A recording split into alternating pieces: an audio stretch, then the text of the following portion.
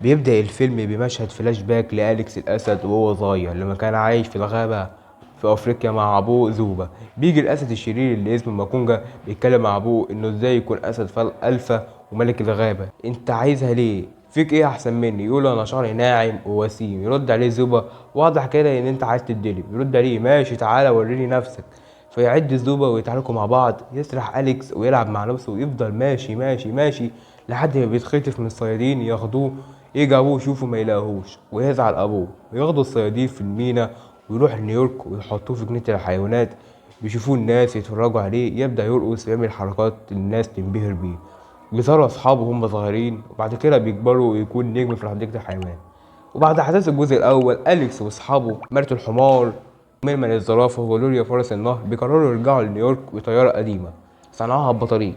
يروح يودعوا كل الناس اللي في الجزيرة ويركبوا الطيارة ويقعدوا يتكلموا هنعملوا ايه في نيويورك. بيشوف أليكس مورتي في جناح الطيارة يقول له لاصحابه انه شاف مورتي. يقول له مارتي ده انت بس اللي حاطط اهل الجزيرة في دماغك. تقول جلوريا انها عايزة حد تحبه يقول لها ميلمان ليه. فيحس ميلمان بالاحراج عشان الكل ملاحظ حاجة.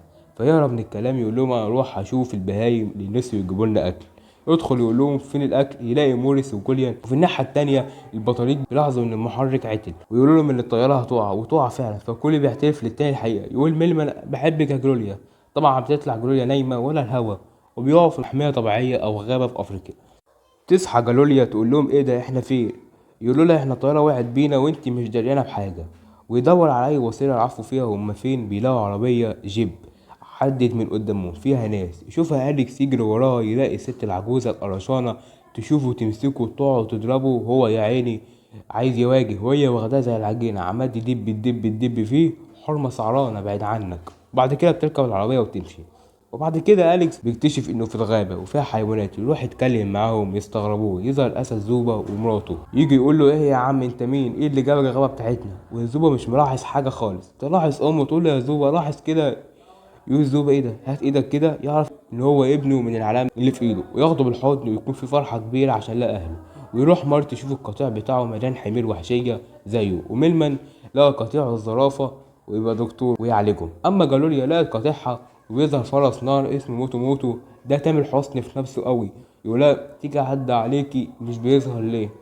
وبعد كده بيظهر ماكونجا يقول له ازاي خليت ابنك يعيش بينا من غير حق انه يقعد. يقول له اليكس ايه يابا. يقول له يا ابني دي حاجه بنعملها للاسد لما يبلغ السن القانوني بيثبت فيها رجولته ومواهبه.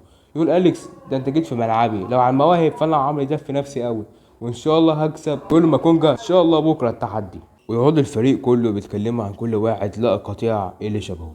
وبعد كده البطاريق بيشوف العربيه جيب بيعملوا مقلب فيهم. يحطوا واحد منهم اكنه ميت فيتلموا عليه ويركبوا العربية ويجروا فيلاقوا الست العجوزة. بس سيبوهم هما يتصرفوا مع بعض. ويرموها من العربية ويجروا بالعربية. وبعد كده بيروح أليكس مع أبوه وأمه الكهف بتاعه وهو صغير يفتكر هناك الذكريات بتاعته. بيقول له أبوه يا ابني أنا عايزك تكسب بكرة في الاختبار ده عشان تبقى ملك الغابة. انت محمد رمضان مش أحسن منك في حاجة لو مش عليا عشان خاطر أمك اللي أبوه الغلبانة دي عايز الأسود يشتموها يقولوا لها من غير واو وعليها همزة. يقول له ما تخافش يابا انا هشرفك. وينام أليكس. والبطاريق بيخططوا انهم يصلحوا الطيارة اللي باظت. بيقسموا القرود بثلاث فرق عشان ينجزوا التصليح ويروحوا لشغلهم. ويبدأ الاختبار. بيسأل أليكس ماكونجا يقول له الاختبار ده استعاد رأس. يضحك عليه يقول له اه فعلا لو عايز خصم عشان تعرف تكسبه بسهولة. يقول له اختار تيستي وبيضحك عليه. ويبدأ المسابقة. يقول له تختار مين يا أليكس. يقول له تيستي يابا. وما يعرفش ان تيستي ده جبل محدش يهده. وطبعا ما يعرفش حاجه وبيكسبوا تيستي. ويضحك عليه ماكونجا يقول له احكم يا زوبا عليه. ما بيقدرش زوبا يحكم عليه. يقول له انا مش هبقى ملك تاني. يرمي العصايه ياخدها ماكونجا وبيكون هو الملك الجديد وبيطرده. وابوه يزعق له عشان هو خسر. يقول له كلمه تخليه يزعل منهم ويمشي ويقعد مع اصحابه يتكلموا. تقول جالوليا انها لقت فرس النهر احلامها وانها تروح تقابله بالليل. يقول لها ميلمان حلو على كده. يقول له ده قمر. يتخانق هو وجالوليا ويمشوا ويزعلوا من بعض. وبعد كده بيجي حمار زي مارتي بالظبط فما يعرفش أليكس يفرق بينهم. وده بسبب إحراج وزعل من مارتي. ويسيبوه ويمشوا. ويقول له لما تعرف تميزني يبقى تعالى.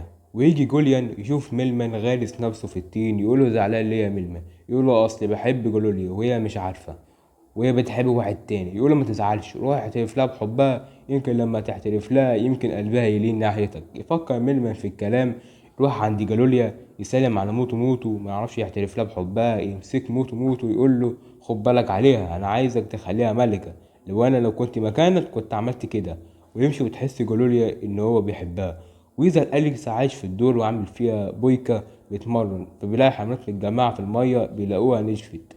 فيقول لهم أليكس متخافوش، انا اروح ادور على مكان فيه مية واخد الانبوبة واصب هنا. اتريق عليه ماكونجا يقول له كان أليكس نفع نفسه. ويمشي أليكس يروح عند مارتي يتوه منهم لأنهم شبه بعض. يحاول يدور عليه وينده عليه لكن مارتي زعلان منه، فيقول أليكس إنه عارف إن هو هنا ويكشفه يقول له أنت شبههم من بره بس مختلف من جوه. ويصالحوا عادي يعني مارتي، ويمشوا يدوروا على مية النهر اللي نشف. وبعد كده جالوريا وموتو موتو بيدور في الأرض على المية ما يلاقوش. فيقول لهم جوليا لو عايزين مية لازم حد يموت وناخده قربان للآلهة. فيفكر ميلمان يقول انا اضحي بنفسي عشان تشربه، وياخدوه ويجروا عند البركان. تقول لجلوريا انت عملت كده ليه؟ هتسيبني؟ يقول لها مش فارقه يا جلوريا، انا كده كده ميت، اهم حاجه انكم تفتكروني ان انا ضحيت بنفسي عشان تشربوا بق ميه. وبيروح ماكونجا يقول لزوبا ان النهر نشف ومحتاجين مساعده. يسمع كلامه ويجري. ولسه أليكس ومارتي بيدوروا على ميه يلاقوا نهر كبير فيه الناس اللي كانوا تايهين من نيويورك. يجري أليكس ومارتي لانهم يهجموا عليهم، ويتعلق أليكس بالفخ اللي عاملينه ويجري ويقول لمارتي اجري. ويظهر ميلمان وهو واقف بينط على بركان. تيجي جالوليا توقف الحجر اللي واقف فيه ويتكسر ويقع. تمسكه جالوليا تساعده وتقول له بحبك يا سي ميلمان. يجي مارتي يقول لهم تعالوا بسرعه مش وقت محن دلوقتي، أليكس عايز حد يساعده. يروح عند البطريق تقول لهم جالوليا يلا شغلوا الطياره. ويروح يشغلوا القرود والناس واخدين أليكس بيشووه عشان ياكلوه. يجي ابوه يشده ويرقص أليكس، يعرفوه الناس ان ده الاسد بتاع نيويورك المشهور. ويرقص معاه ابوه لكن الولاية العجوزة تمسك عليهم الشوت جان وتحاول تضربهم. يجوا البطاريق بالطيارة ياخدوهم ويمشوا، لكن بتحصل عطل في الطيارة وبيرجعوا تاني. يقول له أليكس يخرب بيتك انت راجع تاني عشان تموتنا. ويخبطوا في المية يتكسر الخشب وتجري المية ويرجعوا معاها وتفرح حيوانات ان يرجعوا النهر تاني. ويتكلم ماجونجا مع أليكس يديله أليكس الشنطة بتاعت الولاية العجوزة ويخرجوا الولية. تمسك ماجونجا تقعد تدب فيه ويديله زوبا لأليكس العصاية يقول له انت بقيت مالك من النهارده يا ابني. وبعد كده بيتجوزوا ميرمان وجلوريا والبطريق من العروسة اللعبة مش عارف ازاي. ويمشوا البطريق في الطيارة وأليكس واصحابه بيقرروا يبقوا في أفريقيا لفترة طويلة ويبدأوا حياة جديدة. متنساش تشترك في القناة وتفعل زرار الجرس اللي جنبي ده عشان يوصلك كل الفيديوهات، واعمل لايك للفيديو ده عشان اللايك ده بيخلينا نكمل في المحتوى.